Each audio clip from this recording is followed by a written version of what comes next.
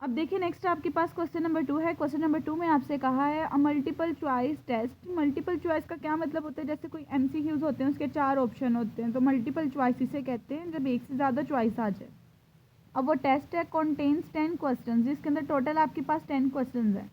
There are 4 possible answer. ये देखिए ये बता भी दिया कि उसके टोटल आपके पास 4 पॉसिबल आंसर है, यानी अगर कोई क्वेश्चन नंबर 1 है उसके 4 पॉसिबल आंसर्स होंगे, इसी तरह क्वेश्चन नंबर 2 है उसके 4 पॉसिबल आंसर्स होंगे। आपको इस टाइप के 10 क्वेश्चन यानी 10 एमसीक्यूज दे दिए गए हैं। ए पार्ट में कहा है in how many ways can a student answer the question on the test if student answer all the question. अगर उन्होंने कहा है कोई स्टूडेंट 10 के 10 क्वेश्चन अटैम्प्ट कर लेता है, यानी क्वेश्चन नंबर 1 भी अटैम्प्ट कर लेता है और सारे 2 3 4 5 अप टू 10 तक सारे अटैम्प्ट करता है, तो आपने उसके टोटल नंबर ऑफ वेज बताने हैं। अब देखें आपके पास मल्टीपल चॉइस के आंसर्स कितने हैं, टोटल 4। टोटल क्वेश्चन कितने हैं 10।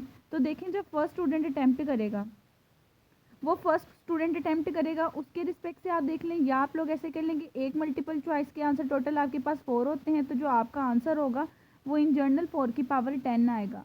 4 की पावर 10 कैसे आएगा, देखिए फर्स्ट क्वेश्चन है उसके टोटल सोल्व करके इसके कितने आंसर्स हैं आपके पास, टोटल 4।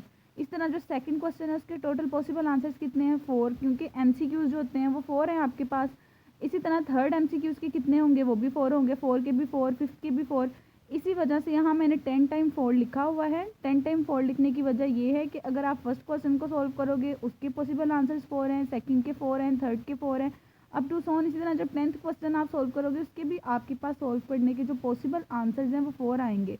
तो अगर आप इन सबको मल्टीप्लाई करो, क्योंकि सब ज्वाइंट है आपके पास मल्टीप्लिकेशन रूल लगना है, तो 4 की पावर 10 आ जाएगा आपके पास। ठीक है। अब ए पार्ट में तो था कि अगर वो सारे के सारे जो आंसर्स हैं क्वेश्चंस के वो अटेम्प्ट करता है। अब बी पार्ट में थोड़ी सी चेंज आपके पास ये आ गई है, उन्होंने कहा है अब आपने तब नंबर ऑफ वेज बताने हैं अगर स्टूडेंट आपके पास लीव कर देता है आंसर ब्लैंक। यानी पहले आपके पास 4 ऑप्शन थे, ऑप्शन ए था, बी था, सी था या डी था जो आप लोगों ने अटैम्प्ट करने थे। अब एक नई ऑप्शन आ गई है कि अगर वो स्टूडेंट इन चारों में से कोई ऑप्शन को टिक ही नहीं करता, ब्लैंक का मतलब ये होता है कि वो इस क्वेश्चन को अटैम्प्ट ही नहीं कर रहा, अब आपने बताना है कि नंबर ऑफ वेज क्या होंगे। अब पहले जब अटैम्प्ट करने के 4 आंसर थे, जब एक को सॉल्व करने के नंबर ऑफ वेज 4 थे।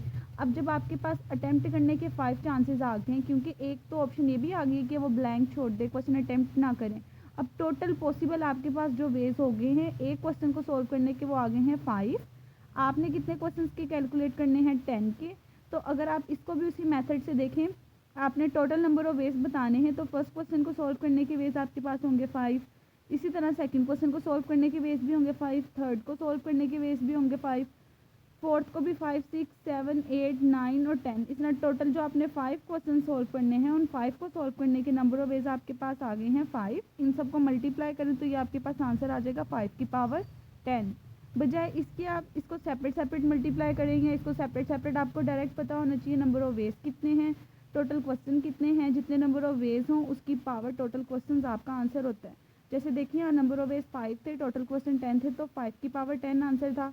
अब जैसे ऊपर आप देखें नंबर ऑफ वेज 4 थे, टोटल क्वेश्चन 10 थे, तो इधर 4 की पावर 10 आपका आंसर था। यानी पॉसिबल नंबर ऑफ वेज की पावर टोटल क्वेश्चन से आपका आंसर हो जाता है। और यहाँ पे आपका क्वेश्चन नंबर 2 कंप्लीट हो जाता है।